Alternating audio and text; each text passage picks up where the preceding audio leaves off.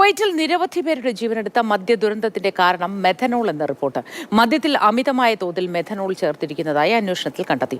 13 പേർ മരിച്ചു എന്ന് ആരോഗ്യ മന്ത്രാലയം സ്ഥിരീകരിച്ചു. എന്നാൽ മരണസംഖ്യ ഇനിയും ഉയർന്നേക്കും എന്നും മരിച്ചവരിൽ 6 പേർ മലയാളികളാണ് എന്നുമാണ് അനൌദ്യോഗിക വിവരം. ദുബായിൽ നിന്നും സുരേഷ് വെള്ളിമുറ്റം തയ്യാറാക്കിയ റിപ്പോർട്ടിലേക്ക്. മരണസംഖ്യ ഇനിയും ഉയരാനുള്ള സാധ്യതയുണ്ടോ സുരേഷ്? ഈ മലയാളികൾ എത്ര പേരുണ്ട് എന്ന എന്തെങ്കിലും വിവരം ഈ ഘട്ടത്തിൽ നമുക്ക് ലഭ്യമാണോ? മദ്യദുരന്തത്തിൽ 13 പേർ മരിച്ചു എന്നതാണ് ഇന്നലെ രാത്രിയോടുകൂടി കുവൈറ്റ് ആരോഗ്യ മന്ത്രാലയം അറിയിച്ചത്.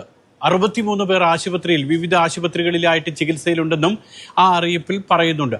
അതേസമയം ഈ 63 പേരിൽ 31 പേർ വെന്റിലേറ്ററിലാണ് കഴിയുന്നത്. അതുകൊണ്ട് തന്നെ മരണസംഖ്യ ഉയർന്നേക്കുമെന്നുള്ള ആശങ്കയുണ്ട്. മാത്രമല്ല, ഈ ശേഷിക്കുന്ന ആളുകളിൽ 21 പേർക്ക് പൂർണ്ണമായോ ഭാഗികമായോ കാഴ്ചശക്തി നഷ്ടപ്പെട്ടിട്ടുണ്ട്. 51 പേർക്ക് ഡയാലിസിസ് നടത്തിയെന്നുമൊക്കെ ആ റിപ്പോർട്ടിൽ പറയുന്നുണ്ട്. വളരെ വിശദമായിട്ടുള്ളതാണ് ആ റിപ്പോർട്ട്.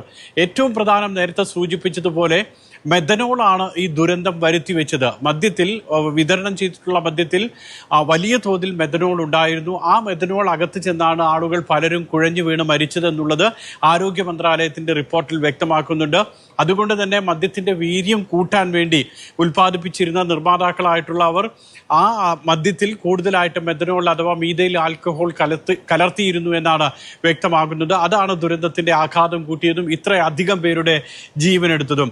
മറ്റൊന്ന്, 13 പേരുടെ മരണം ഇപ്പോൾ സ്ഥിരീകരിക്കുന്നുണ്ടെങ്കിലും മരണസംഖ്യ ഇനിയും ഉയർന്നേക്കുമെന്നുള്ളതാണ് റിപ്പോർട്ട്. മാത്രമല്ല, അനൗദ്യോഗികമായി നമുക്ക് ലഭിക്കുന്ന വിവരം അറിയിച്ച് അനുസരിച്ച് മരണസംഖ്യ ഒരുപക്ഷെ 20 വരെ പോയേക്കാം.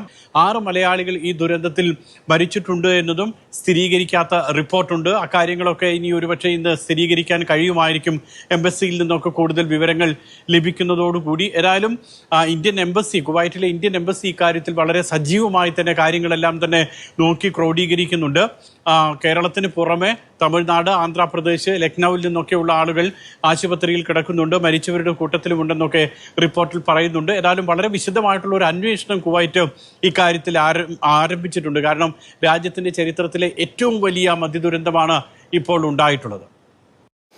ശരി, സുരേഷ് വെള്ളിമുറ്റമാണ് വിവരങ്ങൾ പങ്കുവച്ചത്. എത്ര മലയാളികൾ എന്ന കാര്യത്തിൽ വ്യക്തത വന്നിട്ടില്ല. അത് ഇനിയുള്ള ദിവസങ്ങളിൽ വ്യക്തത വരുമായിരിക്കുമെന്ന് കരുതാം. ആശുപത്രിയിൽ ചികിത്സയിൽ കഴിയുന്നവരുടെ കൂട്ടത്തിൽ മലയാളികൾ ഉണ്ടാവണമെന്നാണ് കരുതുന്നത്.